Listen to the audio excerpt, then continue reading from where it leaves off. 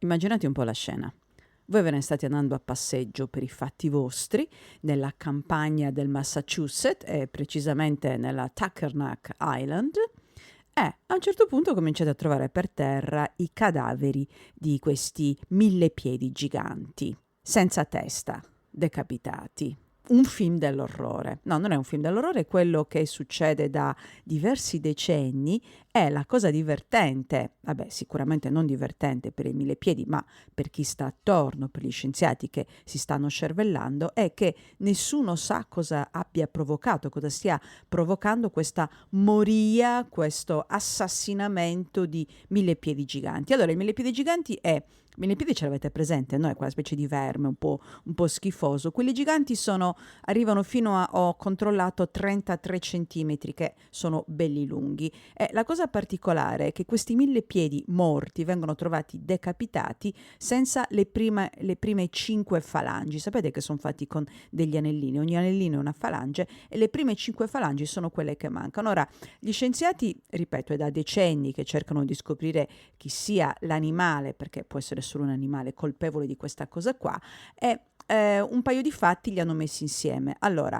i 1000 piedi giganti sono velenosi, però la parte velenosa è quella della testa e delle prime vertebre, quindi gli scienziati pensano che ci sia un animale che abbia imparato il fatto, cioè a furia di mangiarlo e di morire, abbia poi imparato a individuare la parte velenosa del 1000 piedi, che quindi vada a fare razzie, poi alcuni se li mangia, alcuni no.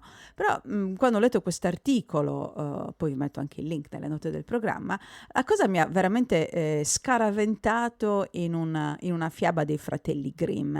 E torno al punto dell'inizio di questi 3 minuti grezzi. Immaginatevi proprio che voi andate a fare una passeggiata, una scampagnata, ignari di tutto quello che c'è attorno e poi cominciate a trovare disseminati per terra questi 1000 piedi giganti. Io non lo so che cosa, io non so come reagirei. Ho visto tanti film dell'orrore, ho letto anche libri che parlano di fatti soprannaturali, però immaginate voi che poi tornate nel paese, proprio come nei migliori film dell'orrore, dite: ah, ho trovato tutti questi 1000 piedi decapitati, e la gente dice: sì, vabbè, ma sarà stato qualcuno che voleva farti uno scherzo, e voi che cominciate a mettere insieme tutte le congetture più possibili e immaginabili per trovare una spiegazione a questa cosa qua. Comunque, casomai foste interessati, il mistero ancora non è stato risolto, quindi avete ancora la possibilità di buttarvi sui libri, fare una gita in Massachusetts e cercare di scoprire questo animale, questo uccello, questo mammifero che fa razzie di 1000 piedi giganti.